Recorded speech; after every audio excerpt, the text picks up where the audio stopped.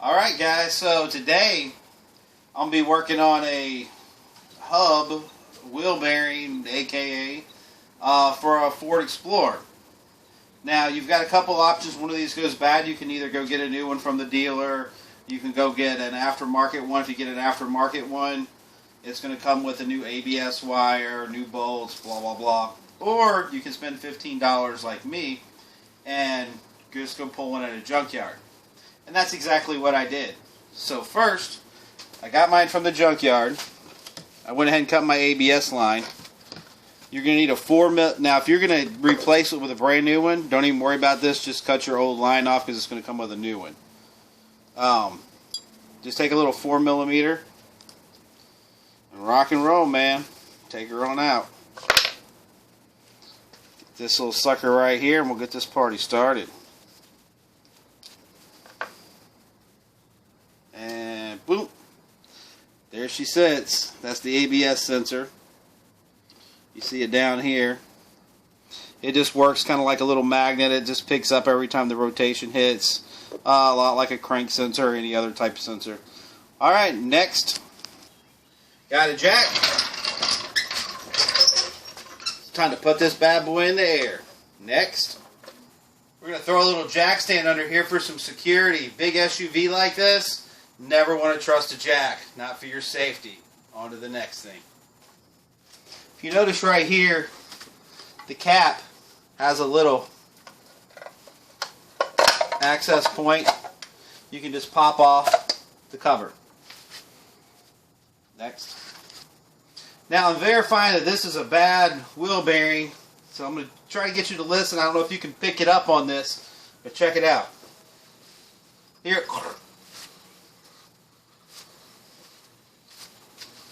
Alright, and here's the other tall tale sign. It shouldn't be moving at all. This wheel bearing is shot. Alright, on to the next thing. Now the next thing you want to do is get a big bad boy like this. It's a 3/4 air ratchet, but just kidding, you don't really need one of these. You can do this by hand. It's going to require a 19mm, and when these come back on, they're 100 foot-pounds of torque.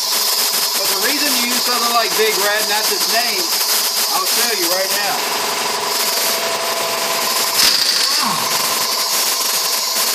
You watching the impact right here?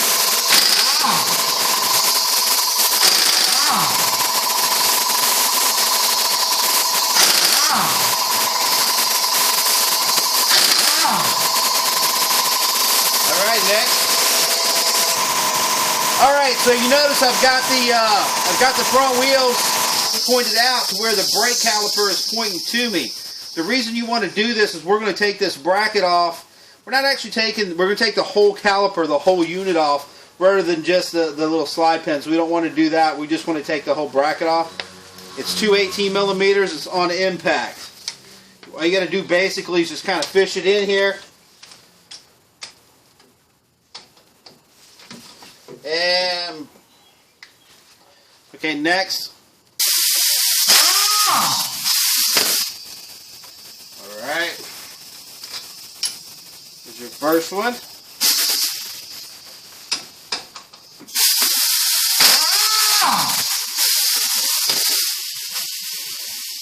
Now you're going to slide this, and you're definitely going to want to hook this with something, so I'll be right back.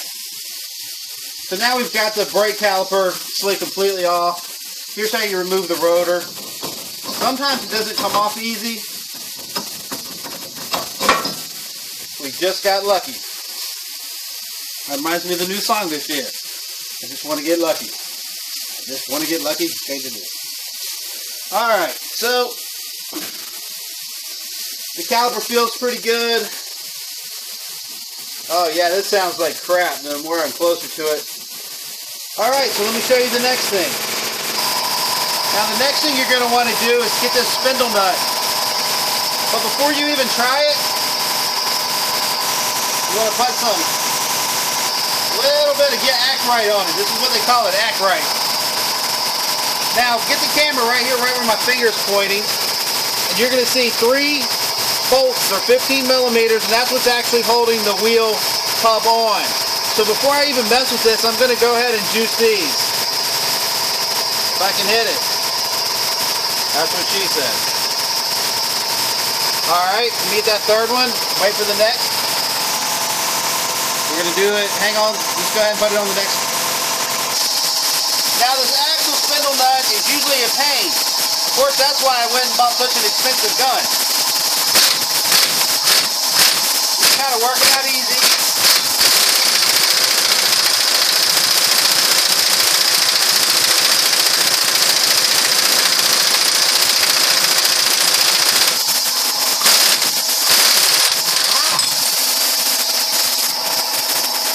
The last thing you want to do is cross-thread it. That's why you take her out easy. But believe it or not, the PB Blaster really does the job. Of course, there's a lot of other penetrates. That's just the one I got right now. Now I'm going to work on the 15mm bolts in the back. I'm going to take an arm, a breaker bar, and break those loose and just take them out with a ratchet. Then I'm going to bring you back and watch how this comes out. Next. I want you to notice I've left this nut on here, and I'm going to tap on this very lightly. I don't want to cause any damage. I just want that CD axle to be loose. And you see just that little bit of force, it's loose. And the reason you need that is because you won't be able to access the 3 bolts on the back unless you can actually push that through. Just to show you kind of real quick again. See it's moving? Can you see that, cameraman? There you go. Plenty of movement. Alright, wait for what we got next. Alright everybody, so anyway, I'm in the middle of a project and I have to stop and do yet another video on how to break free rusty, stuck. I'm not going to cuss it out completely, but you get the idea. These things are is a fusion of aluminum and regular metal, and dude, when it rusts up there, it is a pain in the ass. But anyway, long story short, there's a way to get it out. I beat the hell out of it. It isn't going to come out. So, long story short, I put the screws back in the back of it right here. And if you look right here, you're going to notice, I want to get them right there on how I actually positioned. You see it right here? I had to put the screw back in and force it. You see how much it's actually digging into the arm there. So it took that kind of pressure, and now with that kind of pressure in, I barely got just a crack, and so now I'm going to try to finish it off. Let's see what we can do.